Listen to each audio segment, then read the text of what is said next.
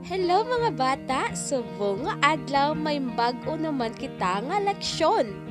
Handa na bala ka mo?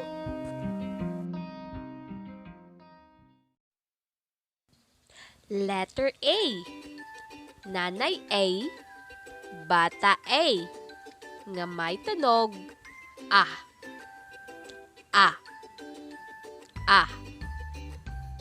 Letter E. Nanay E, bata E, nga may tunog E. E.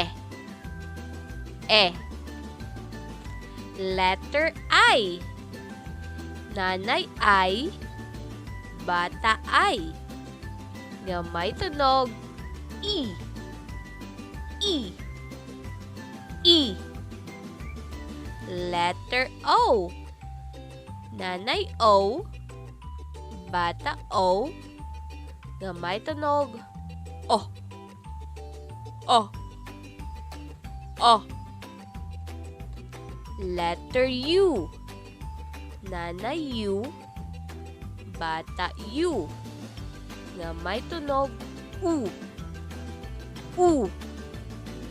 U.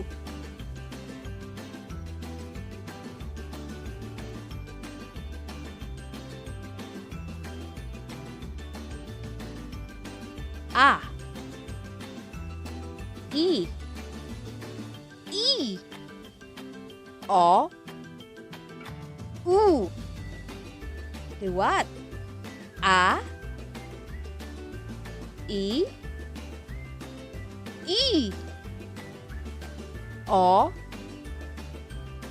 U. Mga bata, kamo naman. Tunog sang letter A. Tunog sang letter E. Tunog sang letter I. Tunog sang letter O. Tunog sang letter U.